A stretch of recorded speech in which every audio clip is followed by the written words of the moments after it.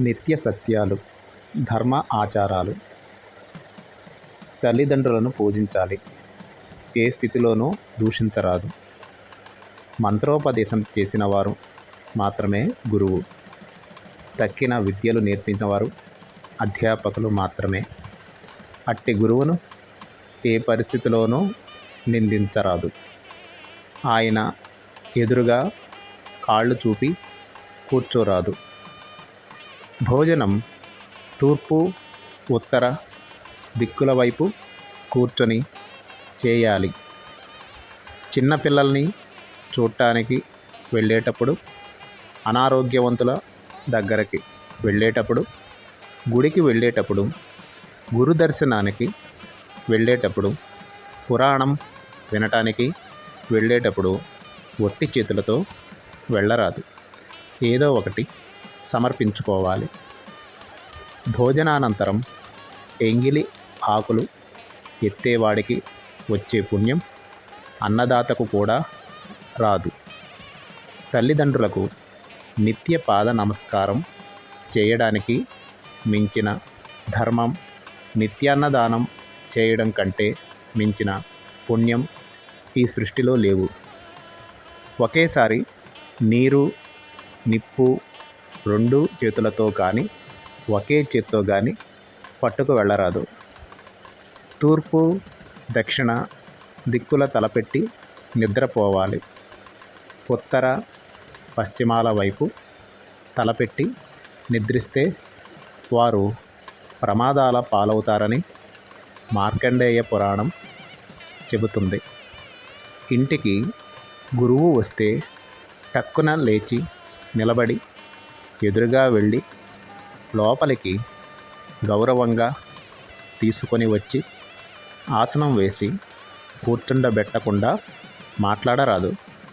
సాగనంపేటప్పుడు కూడా బయటకు వచ్చి గురువుని కొంచెం దూరం అనుసరించాలి. పైన అనగా భుజాల మీదుగా వస్త్రం లేకుండా దైవ పూజ చేయరాదు. భోజనం చేయరాదు. రెండు చేతులతో ఎప్పుడు తల గోక్కోరాదు. ఇతరుల చెప్పులు, వస్త్రాలు ధరించకూడదు. తెలిసిన వారి మరణ వార్త విన్న వెంటనే, పురిటి వార్త విన్న వెంటనే కట్టుబట్టలతో స్నానం చేయాలి. అన్నము తిన్నాక కంచంలో చేయి కడుక్కోరాదు. చేయి కడిగిన తరువాత ఆ చేతిని వెదల్చరాదు. నవగ్రహ ప్రదక్షిణ, పూజానంతరం తీర్థప్రసాదాలు స్వీకరించవచ్చు. పిసినిగొట్టుతో, శత్రువుతో, అసత్యం పలికే వాడితో, భర్తను తిట్టే స్త్రీతో కలిసి భోజనం చేయుట మహాపాపం. స్నానం చేయకుండా అన్నం వండరాదు. ఆ అన్నం తినరాదు. నోటితో అగ్నిని ఆర్పరాదు, ఊదరాదు. పురాణాలు చెప్పే వ్యక్తి సర్వోత్తముడు. అటువంటి వారిని నిందించరాదు. పుణ్యకార్యాలలో చోళ్ళు, జొన్నలు, వెల్లుల్లి, ఉల్లి, చద్ది పదార్థాలు తినరాదు, ఉపయోగించరాదు. కాళ్ళు కడుక్కున్నాక తుడుచుకోకుండా తడి కాళ్ళతో భోజనం చేయరాదు. తడిసిన బట్టల నీళ్లు ఇతరులపై పడేటట్లు విదిలించరాదు. ఎట్టి పరిస్థితుల్లోనూ ఆత్మహత్య చేసుకోరాదు. అలా చేసుకున్నవారు కొన్ని వేల జన్మలు పిశాచ జన్మలెత్తి వికలాంగులై పుడతారు. నోట్లో వేళ్ళు పెట్టుకొనుట, గోళ్ళు కొరుకుట చేయరాదు. పుష్కర స్నానాదులలో చొక్కాతో స్నానం చేయరాదు. కండువా మాత్రమే ఉండవలెను. ఆదివారం, శుక్రవారం, మంగళవారం తులసి ఆకులు కోయరాదు. కూర్చొని తొడలు, కాళ్ళు ఊపరాదు. అలా ఊపినప్పుడు వచ్చే జన్మలో కుంటివాడై పుడతాడు. చీకటి పడ్డాక పువ్వులు, ఆకులు చెట్ల నుండి త్రుంచరాదు. నిద్ర నుండి లేవగానే ముందుగా అరత చేతులను దర్శించి వామన నామస్మరణ చేయాలి. నిజం తెలుసుకోకుండా ఎవరిని నిందించరాదు, అభాండాలు వేయరాదు. అలా చేస్తే అవతలి వారి పాపాలన్నీ అభాండాలు వేసిన వారి తలకు చుట్టుకుంటాయి. శవాన్ని శ్మశానం దాకా మోసినా, శవాన్ని ఇంటి దగ్గర ఉండటానికి అనుమతినిచ్చినా మనం స్వర్గానికి పోతాము. నిద్రపోతున్న వారిని అనవసరంగా లేపుట, పురాణ కథలు జరుగుతున్నప్పుడు విఘ్నం కలగచేయుట, భార్యాభర్తలను విడదీయుట, తల్లిని బిడ్డని విడదీయుట బ్రహ్మహత్యా పాతకాలతో సమానం.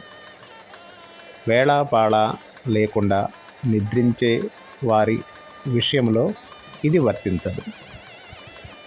పుట్టిన రోజునాడు దీపాలు కానీ కొవ్వొత్తులు కానీ ఆర్పరాదు. నోటితో అగ్నిని ఊదుట ఘోర పాపం.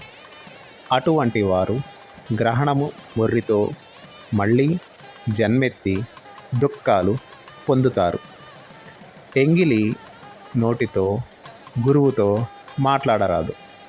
ఎంగిలి చేత్తో ఏ పదార్థాన్ని చూపించరాదు. పురాణాలు దానం చేస్తే గొప్ప విద్యావేత్తలు అవుతారు. క్రూరుడు, దుష్టుడు కాని మగవానితో తాళి కట్టించుకున్న భార్య కాపురం చేయక ఏడిపించటం, చెప్పిన మాట వినకపోవడం, తాళి తీసి భర్త చేతిలో పెట్టడం చేయరాదు. ఇలా చేసిన స్త్రీలకి 100 జన్మలలో వైవిధ్యం కానీ, అసలు పెళ్ళి కాకపోవటం కానీ జరుగుతుందని చెబుతారు. దీపాలు పెట్టే వేళ తల దువ్వుకోరాదు. ఇలా చేసిన స్త్రీలకి అసలు పెళ్ళి జరగకపోవటం వంటివి జరుగుతాయి. తల మీద 2 చేతులు ఒకేసారి పెట్టుకొనరాదు. వికలాంగులను వేళాకోళం చేయరాదు. ఒకరి బట్టలు మరొకరు కట్టరాదు. ఒకరు తీసిన జంజం మరొకరు ధరించరాదు. సంకల్పం చెప్పకుండా నదీ స్నానం పనికిరాదు. ఒకవేళ చేస్తే ఇంట్లో స్నానం చేసినట్లే, నదీ స్నాన ఫలితం రాదు. వ్యసనపరులతో, మూర్ఖులతో వాదోపవాదనలు చేయరాదు.